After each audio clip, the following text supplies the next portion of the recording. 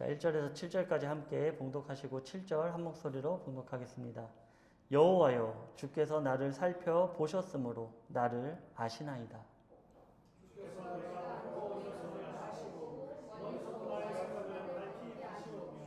나의 모든 길과 내가 눕는 것을 살펴보셨으므로 나의 모든 행위를 익히 아시오니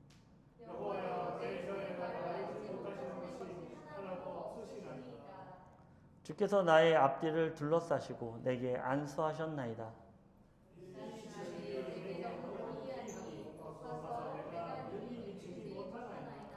내가 주의 영을 떠나 어디로 가며 주의 앞에서 어디로 피하리이까. 아멘. 네, 오늘은 나를 잘 아시는 이유 부제로는요, 오직 나를 위해, all for me, 오직 나를 위해 라는 부제로 우리 함께 말씀을 나누려고 합니다. 오늘 본문의 시는 누가 썼을까요? 이 139편은 writing 누가 했을까요? For writing this, Psalm chapter 139. 바로 다윗이 쓴 시편입니다.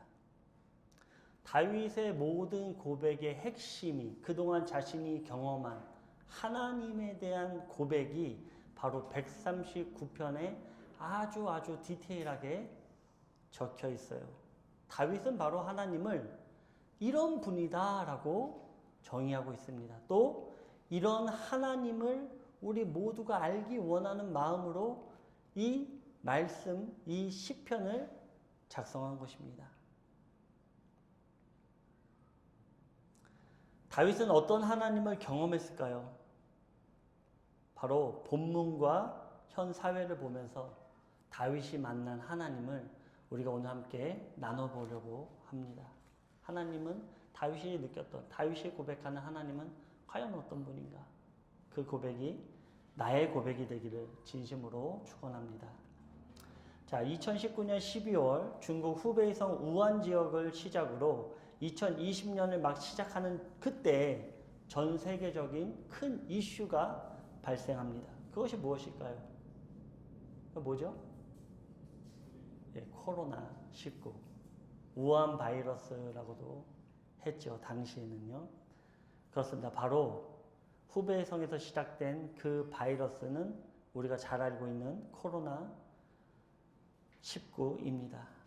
우리나라는 2020년 1월 20일에 첫 확진자가 확인되었고요.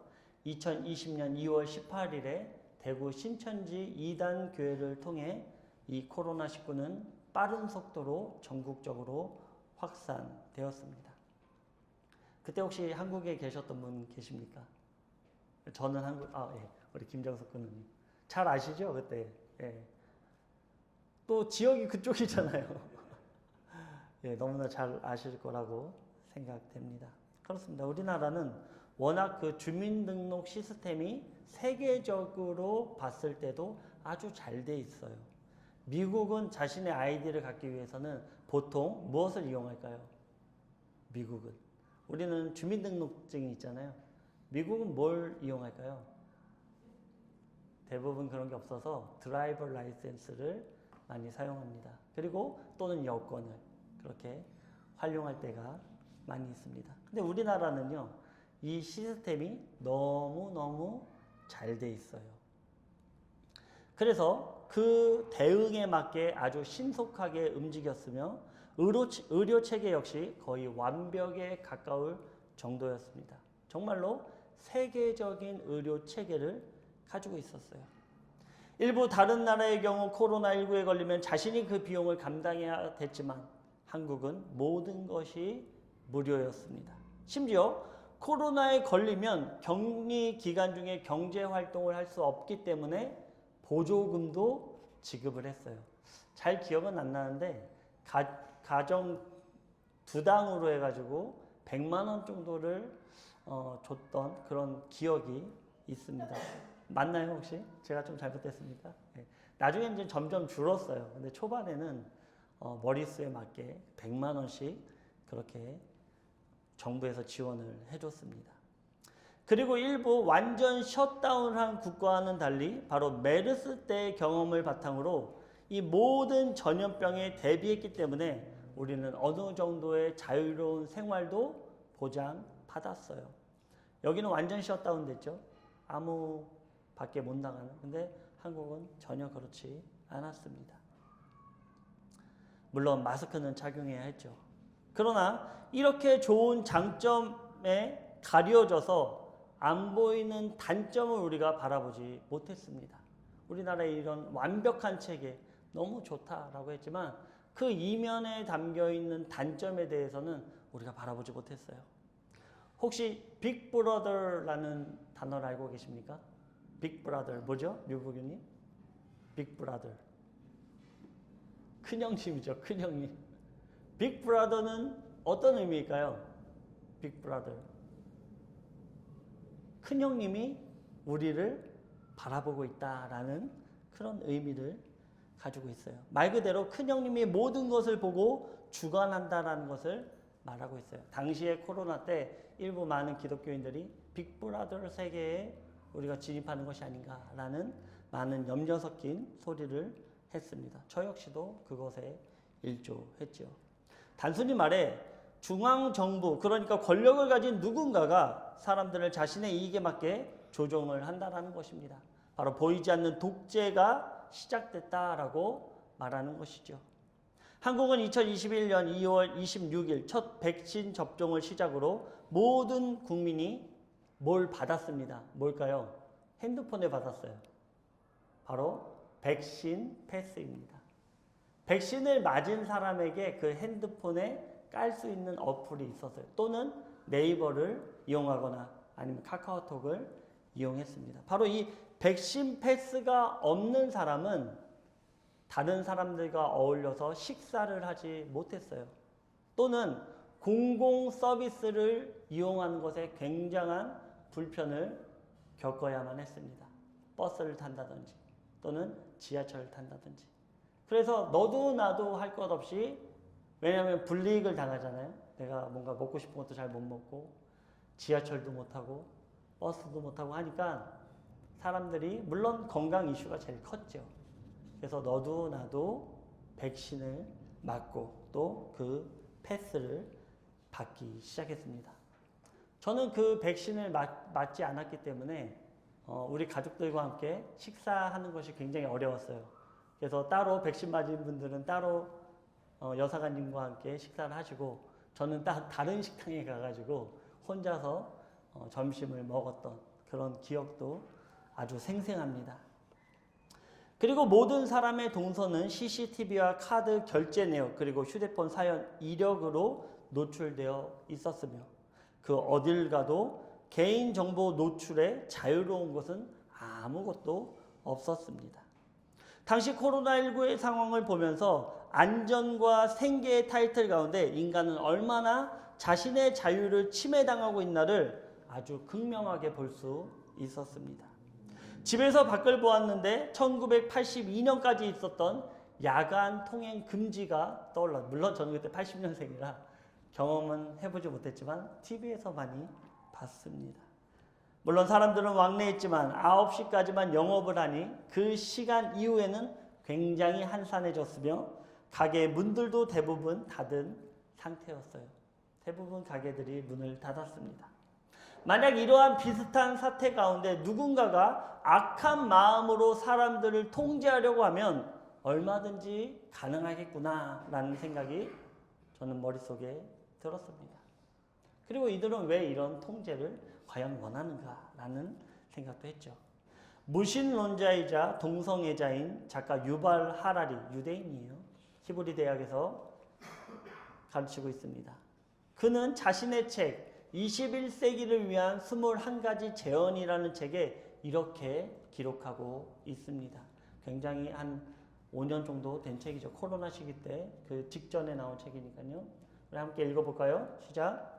어떤 권위주의 정부가 모든 시민에게 DNA 스캔을 받게 하고 모든 의료 데이터를 엄격하게 사적으로 보호하는 사회보다 비전학과의 기능을 더 엄청나게 유지할 것이다. 20세기 권위주의 정권의 주요 장애가 21세기에는 결정적인 이점이 될 수 있다. 알고리즘이 우리를 너무나 잘 알게 되면서 권위주의 정부는 시민들에게 절대적 통제권을 행사할 수 있을 것이다. 심지어 나치 독일보다 훨씬 더할 수 있다. 그런 정권에는 저항조차 하지 못할 수 있다. 당신이 어떤 기분인지 정확히 아는 데서 더 나아가 마음대로 당신의 기분을 조종할 수 있을 것이다. 독재자는 의료 보장이나 평등을 제공할 뿐 아니라 심지어 자신을 사랑하게 만들고 적들을 증오하게 만들 수도 있을 것이다. 인간은 디지털 독재 안에서 살게 될 것이다. 유발 하라리는 굉장한 학자죠. 머리가 굉장히 똑똑합니다. 웬만한 분들은 다 아시라고 생각됩니다.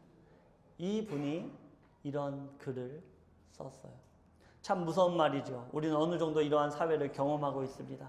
결국 이렇게 될 것이고 이렇게 되는 과정 가운데 코로나19는 아주 결정적인 역할을 했으며 예행 연습을 통해 사람들을 통제하는 방법을 답습하게 되었습니다. 이런 사회가 올 거라는 것을 확신할 수 있는 이유가 있습니다. 저는 이런 사회가 곧 도래할 것이다라는 확신을 가지고 있습니다. 그 근거는 바로 성경에 있기 때문입니다. 요한계시록 13장 15절에서 17절 한 목소리로 봉독해 보겠습니다. 그가 권세를 받아 그 짐승의 우상에게 생기를 주어 그 짐승의 우상으로 말하게 하고 또 짐승의 우상에게 경배하지 아니하는 자는 맺히든지 다 죽이게 하더라. 그가 모든 자 곧 작은 자나 큰 자나 부자나 가난한 자나 자유인이나 종들에게 그 오른손이나 이마에 표를 받게 하고 누구든지 이 표를 가진 자 외에는 매매를 못하게 하니 이 표는 곧 짐승의 이름이나 그 이름의 수라. 아멘. 2000년 전 요한은 하나님께서 보여주신 환상을 통해 정확히 이 사회에 대해서 기록하고 있는 것입니다. 말하지 못한 우상은 우리가 로봇으로 생각할 수 있겠죠. 그러나 전기 시그널을 보내줬더니 그때부터 짐승은 말을 하기 시작합니다. 로봇의 첫 번째 임무는 바로 말을 하는 거예요. 그래서 요즘 뭐 챗GPT나 뭐 이런 데 보면 대화하는 기능들이 막 활성화되고 있잖아요. 어떻습니까? 류부교님 그렇습니까? 네, 고개를 끄덕이셨는데 그런 기능들, 대화의 기능들이 시작되는 것을 우리가 볼 수 있습니다. 그리고 명확하게 사람의 몸에 스캔을 할 수 있는 뭔가의 표를 가지고 그거 외에는 들어가지도 나가지도 또 결제도 하지 못하는 시대가 도래할 것이다. 바로 예수님께서 오시는 그때에 바로 이런 일들이 너희들의 사회 가운데 빈번하게 일어날 것이다 라고 요한은 본 바 그것을 요한계시록에 기록을 했습니다. 어느 정도 조종을 당하고 있는 단순한 예로 우리가 무언가를 쇼핑하려 할 때요. 뭔가를 하나를 봤어요. 내가 이게 필요한가? 한번 봤어요. 다시 한번 생각을 하게 됩니다. 그리고 그것을 구매하지 않았어요. 근데 그때부터 이 알고리즘은 우리를 집요하게 따라다닙니다. 그래서 다른 페이지를 가도 그 살려고 했던 품목이 뜨고 또 로그아웃 하려고 해도 그 안에 그 로고가 또 뜨고 계속해서 우리를 쇠뇌하는 거예요. 너한테 필요하잖아? 지금 세일하고 있어. 가격이 너 예산에 아주 맞아. 구매해. 내가 구매를 하는 것이 아니고 구매하도록 강요를 당하는 것입니다. 그런데 왜 세상의 권력은 많은 희생을 내면서까지 사람들의 일거수일투족을 감시하고 또 통제하려고 할까요? 왜 세상은 나를 통제하려고 할까요? 왜 이들은 나의 일거수일투족을 감시하길 원할까요? 나라는 존재를 잘 알기 위해서예요. 나라는 존재를 잘 알기 위해서.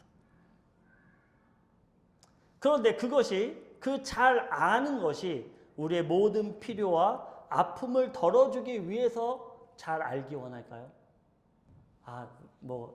내가 안진영 상한이란 사람에 대해서 잘 알고 저가 오늘 뭐가 필요한지 내가 그에게 공급하기 위해서 세상은 우리를 통제하려고 할까요? 그 전혀 반대입니다. 오히려 완전히 그 반대예요. 이들의 목적은 오직 모든 사람들을 이용하여 자신들의 권력을 유지하며 모든 권력과 부를 증진시키기 위해서 우리를 잘 알길 원한다라는 거예요. 결국 인류는 자신들을 위한 물건에 불과한 것입니다. 사람들은 자신들의 노예화하며 자신은 피라미드 최상단에 위치하여 모든 것을 감시하며 그것을 과시하는 것입니다. 바로 우리를 잘 알려는 그 목적이, 그 이유가 자신을 위해 우리를 이용하기 위해서다라는 것이죠. 그런데 오늘 본문인 시편 139편을 보면요, 위에 일부 세상의 권력자와 같이 우리를 바라보시는 분이 등장합니다. 누구일까요? 시편 139편에 우리를 너무나 잘 알기 원하시는 분, 또 그렇게 알고 계시는 분, 누굴까요? 박영수 부위원님 누구라고 생각되십니까? 우리를 너무나 잘 아시는 분, 139편에 다윗이 고백하는 분, 바로 하나님이죠. 우리의 아버지 되신 전지전능하신 하나님입니다. 사탄은 천상으로부터 하나님을 따라하는 것을 좋아했습니다. 그래서 자신의 자리를 하나님의 자리까지 높이려 했죠. 결국 모든 사람들에게 하나님을 찬양하지 말고 자신을 찬양하라라고 한 것입니다. 이런 가짜가 지금의 통제 사회를 만들어가는 것입니다. 사탄은 하나님의 그 모든 계획을 답습하는 걸 좋아해요. 그대로 따라해서 자신이 그 위치에 올라가는 것을 부단히 원합니다. 그래서 우리 사회 가운데 이런 현상들을 만들어 내는 것입니다. 마치 스크루테이프처럼. 그런데 사탄이 하는 일은 하나님이 하시는 일과 같아 보이지만 이유와 결과가 아주 판이하게 다릅니다. 오늘의 제목이 무엇입니까? 오늘 제목 무엇입니까? 네, 주보에 보시면 나를 잘 아시는 이유. 하나님 나를 왜 잘 아시려고? 왜 나를 잘 아시려고 하실까? 부제로는 all for me죠. 오직 나를 위해. 시편 139편 1절은 이렇게 기록하고 있습니다. 함께 봉독해 보겠습니다. 시작. 주께서 나를 살펴보셨으므로 나를 아시나이다. 아멘. 여기서 살펴보셨다라는 히브리어는요, 하카르타니라는 단어를 쓰고 있습니다. 하카르타니는요, 그 물과 돌 속에서 금을 찾아내는 그거와 같은 의미를 갖고 있어요. 그러니까 하나님이 우리를 살펴보셨다는 건 어떻게 살펴보십니까? 마치 사금을 찾는 것처럼 아주 긴밀하게, 아주 깊이 있게 전문적으로 우리를 살펴보시고 있다라고 기록하고 있죠. 또는 나를 아신다라고 기록하고 있어요. 나를 알고 있다라고 얘기하고 있어요. 여기서 히브리어는 야다라는 단어를 씁니다. 야다는요, 이렇게 아는 관계가 아니에요. 저와 우리 군우님들과 아는 관계가 아닙니다.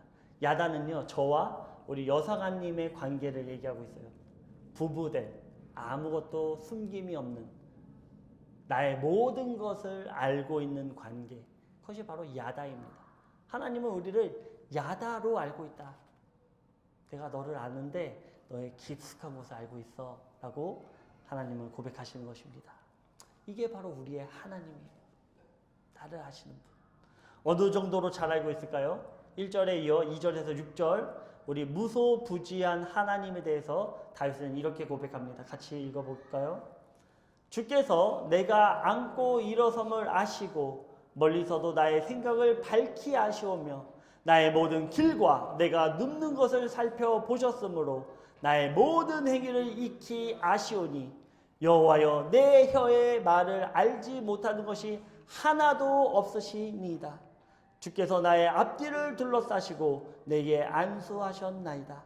이 지식이 내게 너무 기이하이니 높아서 내게 능히 미치지 못하나이다. 아멘. 하나님이 우리를 아시는데요, 그게 너무나 기이하다. 그게 너무나 기이하다는 거예요. 우리 군우님들의 고백, 우리의 삶 가운데 이런 고백이 있었으면 좋겠어요. 하나님이 나의 모든 것을 아심으로 그 깊이가 너무나 헤아릴 수 없을 정도로 기이하다, 놀랍다.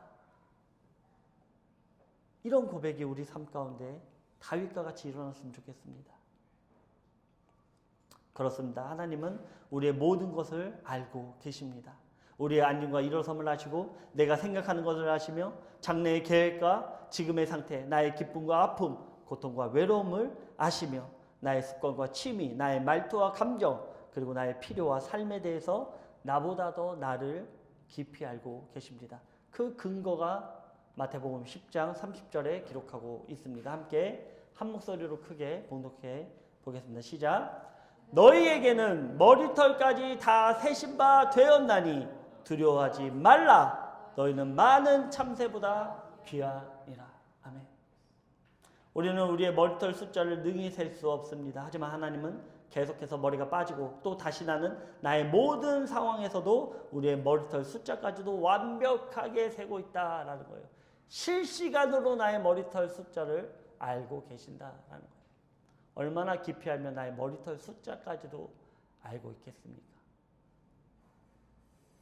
우리는 우리의 머리털 숫자를 능히 셀 수 없습니다. 하지만 하나님은 계속해서 모든 것에 대해서 알고 있다는 것이죠. 아주 그것도 완벽하고 세밀하게 알고 계십니다.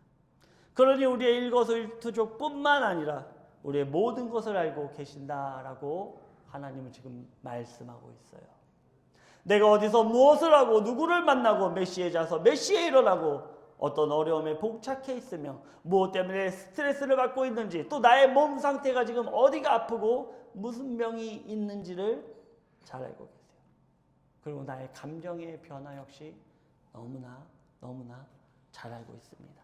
그리고 내 입 밖에 내는 소리와 또 나의 마음에 갖고 있는 마음의 상태를 하나님은 알고 있다. 어느 정도로 알고 있습니까? 실시간으로. 라이브로 알고 계세요. 실시간으로 알고 계세요. 부족할 때는 양심도 건드려 주고요. 올라갈 때는 겸손도 가르쳐 줍니다.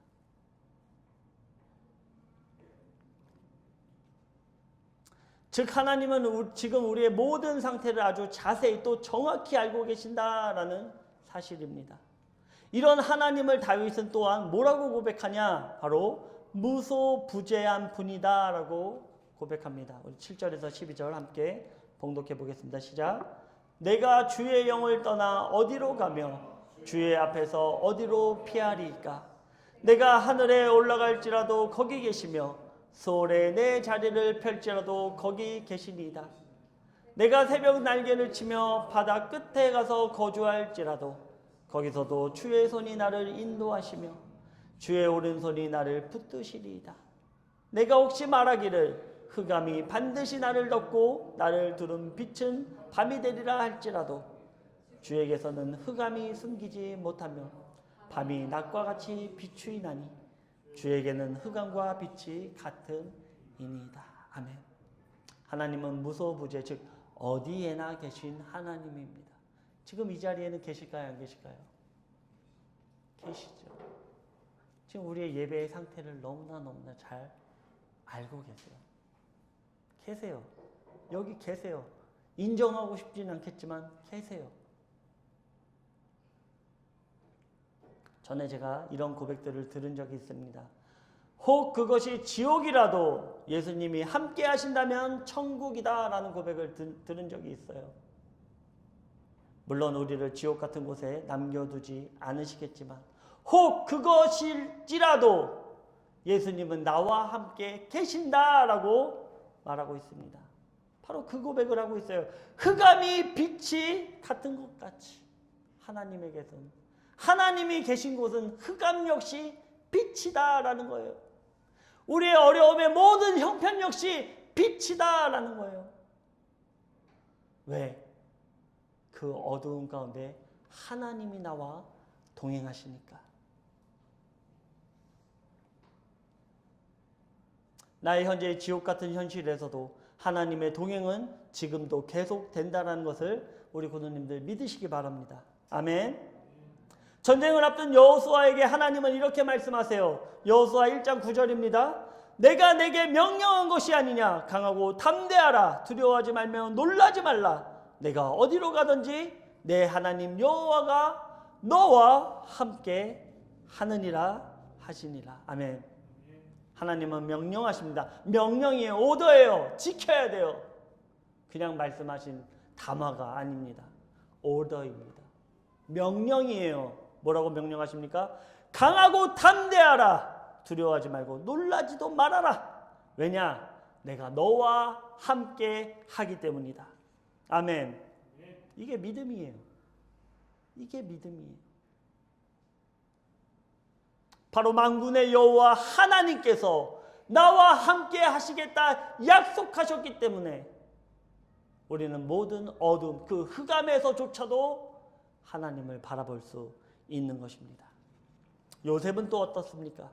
요셉 역시 너무나 억울하고 너무나 처량한 신세로 전락하고 말았지만 하나님은 그런 요셉에게 이런 말씀을 하세요. 창세기 39장 2절에서 3절 한 목소리로 봉독해 보겠습니다. 시작. 여호와께서 요셉과 함께 하심으로 그가 형통한 자가 되어 그의 주인 애굽 사람의 집에 있으니 그의 주인이 여호와께서 그와 함께 하심을 보며 또 여호와께서 그의 범사에 형통하게 하심을 보았더라.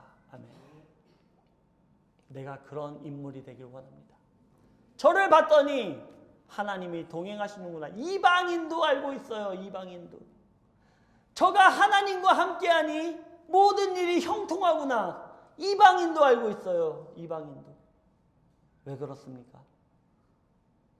요셉이 억울하고 참담한 심정으로 거기 있을지라도 하나님이 저를 떠나지 않고 애굽과 같이 동행하셨기 때문에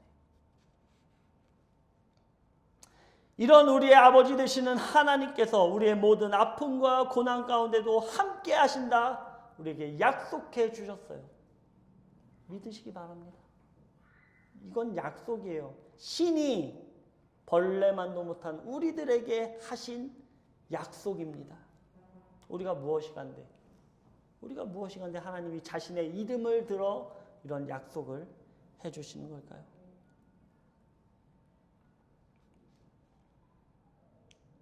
이제 다윗은 무엇을 근거로 하나님의 아심과 동행하심이 나에게 가장 귀한 것이라고 말할 수 있을까? 어떤 근거로 이런 고백을 했을까요? 어떤 근거로 다윗은 이것을 깨닫게 되었을까요? 그것은 본문 13절에서 18절에 하나님은 모든 우주 만물의 창조자이시기 때문이라는 것을 기록하고 있어요. 그는 능히 가능하시다라는 것을 근거로 세우고 있습니다. 함께 봉독해 보겠습니다. 13절에서 18절입니다. 주께서 내 내장을 지으시며 나의 모태에서 나를 만드셨나이다. 내가 주께 감사함은 나를 지으심이 심히 기묘하심이라. 주께서 하시는 일이 기이함을 내 영혼이 잘 아나이다.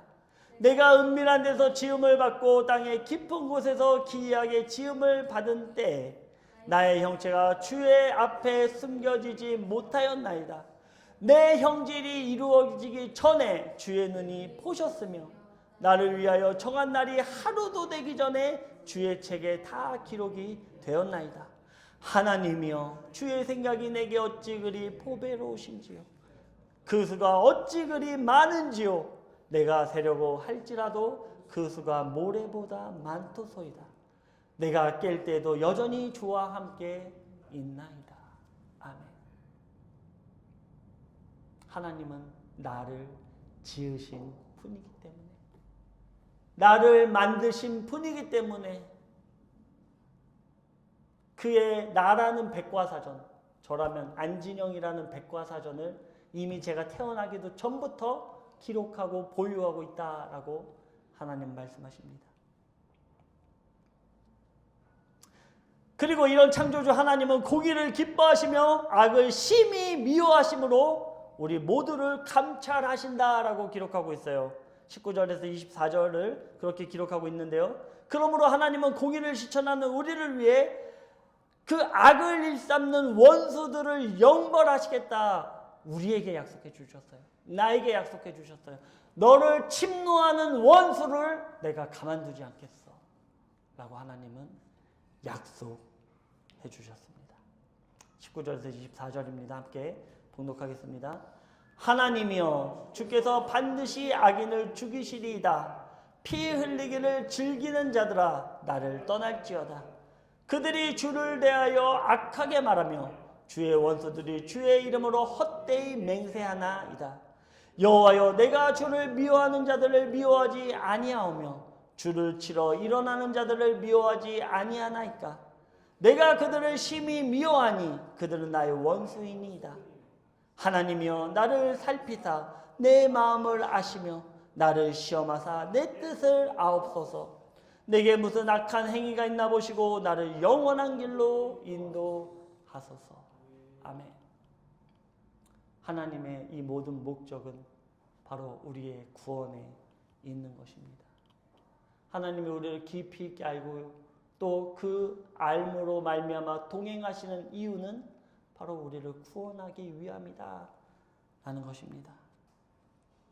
사랑하는 마닐라 구세군 한인영문 군우 여러분, 오늘 본문을 보면 무소부지의 하나님, 무소부지의 하나님, 창조의 하나님, 공의를 사랑하시며 악을 심히 미워하시는 하나님을 우리가 말씀을 통해 나누었습니다. 그런데 이 본문이 왜 우리에게 그리고 많은 사람들에게 은혜가 될까요? 왜 이 시편의 고백이 왜 나의 삶에 있어서 은혜가 되냐는 말입니까? 그것은 이 모든 놀라운 능력이 바로 나를 위한 것이다 라는 사실이에요. 다른 누구를 위한 동행이 아닌 바로 나를 위해서. 그리고 그 이유는 나를 온전한 세계, 완벽한 세계로 우리를 구원하기 위해서. 하나님은 우리를 너무나 자세히 아시고 또 동행하고 계신다라고 다윗은 고백하고 있습니다. 다윗은 깨달은 거예요. 하나님 나와 함께 하시는구나. 무소부지의 하나님, 무소부재의 하나님, 창조주 하나님, 공의를 기뻐하시며 악을 심히 미워하시는 하나님께서 나와 동행하시고 나의 깊숙한 곳을 감찰하셔서 악이 있거든 회개케 하시고 올바른 행동이 있으면 응원해 주시는 그분, 그분이 바로 우리의 여호와 하나님이다 라는 사실입니다. 다윗은 1절부터 해서 그 위대하신 하나님을 고백하며 그 가운데 자신이 그 중심에 있다라고 고백하고 있는 거예요. 내가 없으면 이 고백도 없다라고 말하는 것이죠. 그렇습니다. 하나님은 바로 우리 한 명 한 명에게 모든 것을 다해 주목하시는 하나님이심을 믿으시기 바랍니다. 오늘 이 시간에도 우리 한 명 한 명을 바라보시고 우리의 마음을 감찰하여 주시며 우리의 모든 생활, 모든 전반을 함께 동행하신다는 사실을 믿으시기 바랍니다. 하나님은 절대로 나를 떠나지 않으시며 나의 모든 오장육부를 지으심으로 나에 대한 완벽한 백과 사전을 가지고 계신 분입니다. 바로 이런 하나님을 나의 일생의 가장 귀한 분으로 섬기길 소망합니다. 그냥 거칠애로 그냥 입으로 하나님을 섬기는 게 아니라 나의 모든 것을 다해서 하나님을 기뻐하고 사랑하고 섬기시기 바랍니다. 바로 이런 하나님을 나의 길이요 진리요 생명으로 믿고 또 그분께 나아가시기를 주님의 이름으로 축원드립니다. 기도드리겠습니다.